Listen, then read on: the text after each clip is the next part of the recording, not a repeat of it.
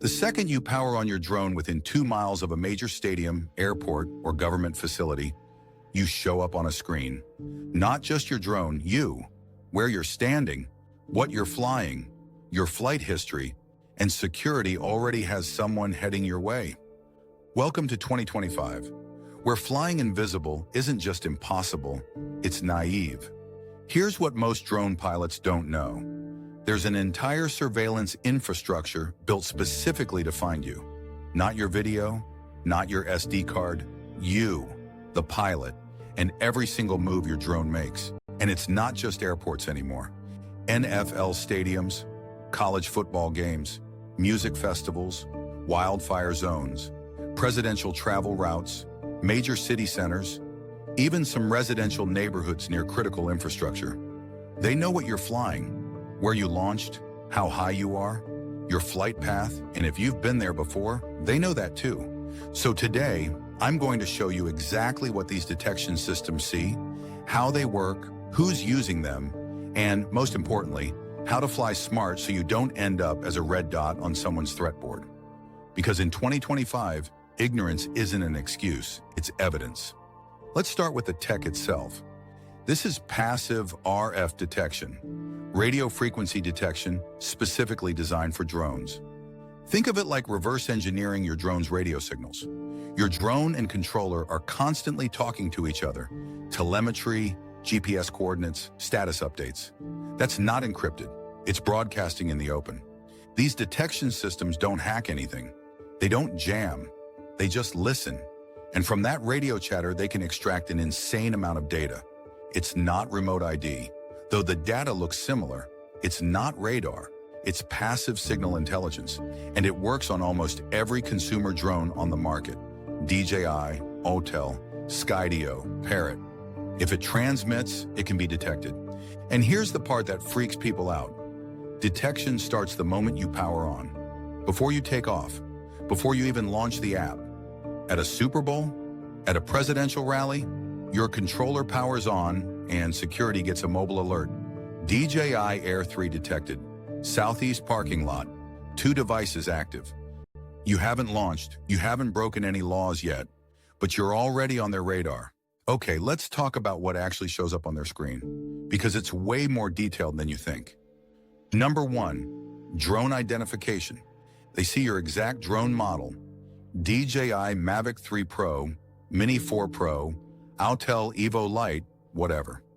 Most systems pull a photo of the model so security knows if they're looking for a tiny Mini or a heavy Inspire. Why does that matter? Threat assessment. A Mini 2 at 200 feet is annoying. A Matrice 300 with a payload at the same altitude is a security incident. Number 2, live telemetry. Real-time data, altitude, speed, heading, GPS coordinates. They're watching you fly, live on a map overlay. If you climb to 500 feet in controlled airspace, they see it instantly. If you're pushing 40 miles per hour toward a restricted zone, they see the vector and can predict where you're going. Number 3, launch point and home point. Here's the big one. They can pinpoint where you launched and where your home point is set. That's your takeoff location, the spot your drone will return to if signal is lost. And since most pilots don't move their launch point, that icon on the map, that's where you are, standing in a parking lot, on a rooftop, in your backyard.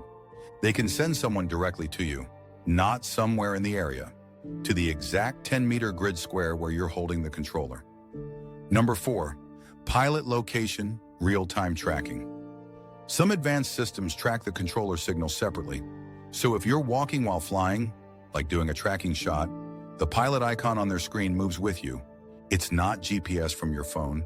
It's triangulation from your controller's RF signature, and it's accurate to within a few meters. Number 5, flight history. This is the creepy part. These systems store data. So if your drone serial number has been detected before, they know. This Air 2S was here 3 times last month. Same pilot, same launch point, always at sunset. That pattern gets flagged. Repeat offenders get escalated. Number 6, risk scoring. Modern systems assign risk scores based on behavior. Night flights in controlled airspace? High risk. Altitude spikes near airports? Critical. Loitering patterns near critical infrastructure? Instant alert. You're not just being watched, you're being profiled. So why does this surveillance infrastructure exist? 2 words: response time. When a rogue drone shuts down an airport, every minute costs tens of thousands of dollars. When a firefighting tanker can't drop retardant because a hobby drone is in the TFR, structures burn. When a drone flies over a stadium with 80,000 people, security has seconds to assess the threat. These systems get the right person to the right spot in under 2 minutes.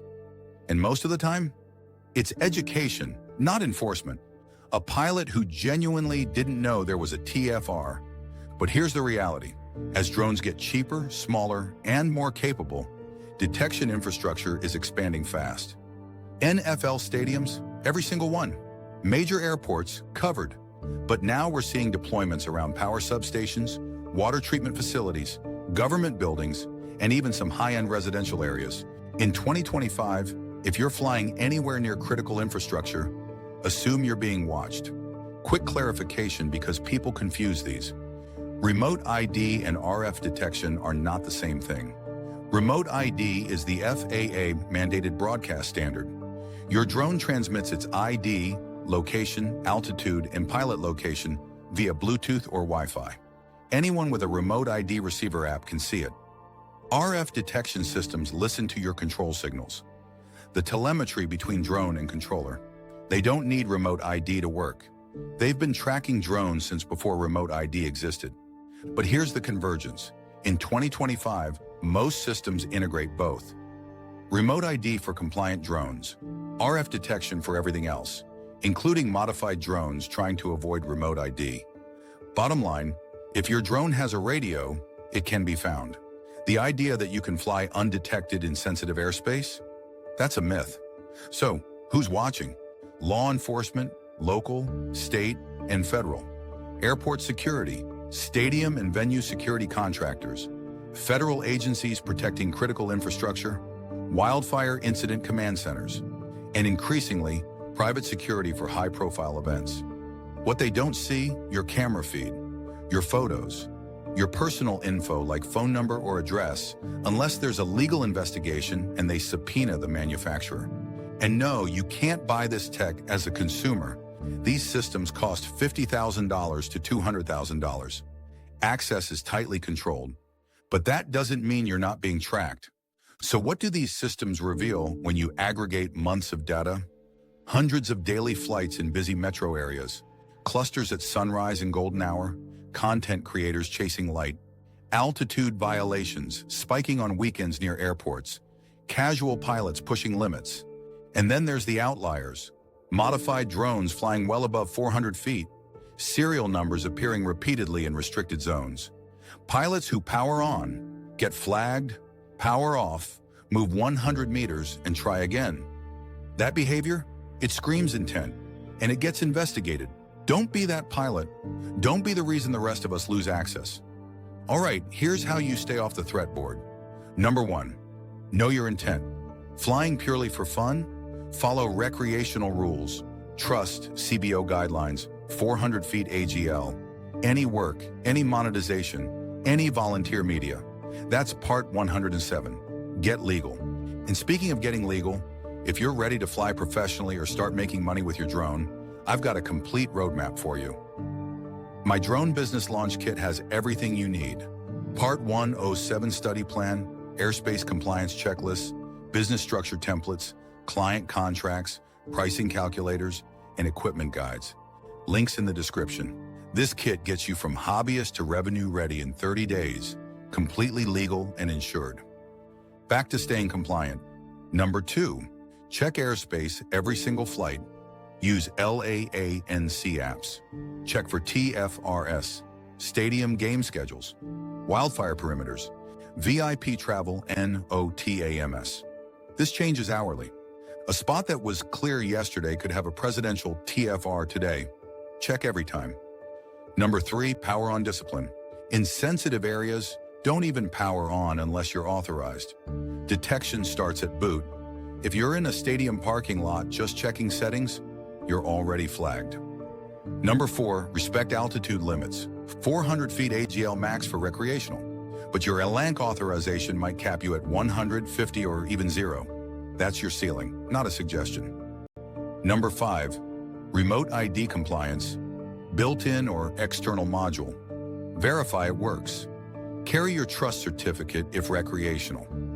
Carry your Part 107 certificate and photo ID if commercial.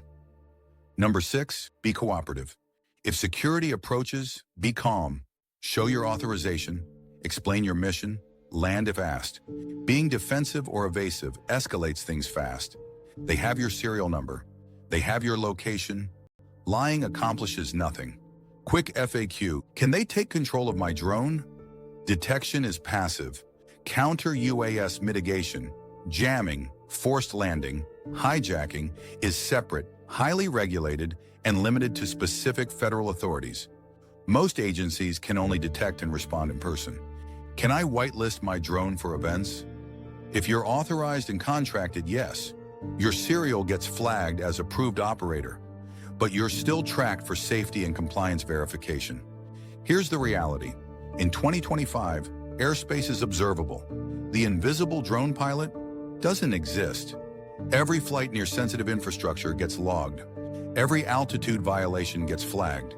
Every repeat offender gets escalated. But here's the good news.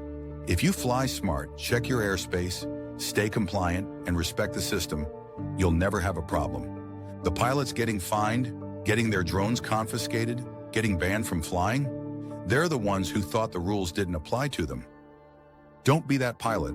And if you're serious about turning your hobby into a real business, one that can handle this level of scrutiny and complexity, you need the right foundation. That's exactly what my drone business launch kit provides. It's not just about passing Part 107. It's about building a legitimate, compliant, profitable drone operation that can operate in the most surveilled airspace in history. You get the complete Part 107 study roadmap with practice tests, airspace compliance tools so you never accidentally violate restricted zones, business setup templates for LLCS and insurance, client outreach scripts that actually work, contract templates that protect you legally, pricing calculators so you never undercharge, and equipment guides that help you choose the right gear for your niche. The link's in the description below. If you want to fly professionally, this is your fastest path from where you are now to booking paid clients legally and confidently. So here's what I need you to do. If this video just opened your eyes to how tracked you actually are, smash that like button so more pilots see this. Subscribe and hit notifications for my next video breaking down the new LAANC updates and how to get instant airspace authorization. Drop a comment. Have you ever been approached by security while flying? What happened? I want to hear your stories. And if you're ready to build a real drone business that can thrive even with all this surveillance and regulation, grab that drone business launch kit in the description. It's the difference between flying scared and flying like a pro. Fly smart, fly legal, and fly like you're being watched because you are.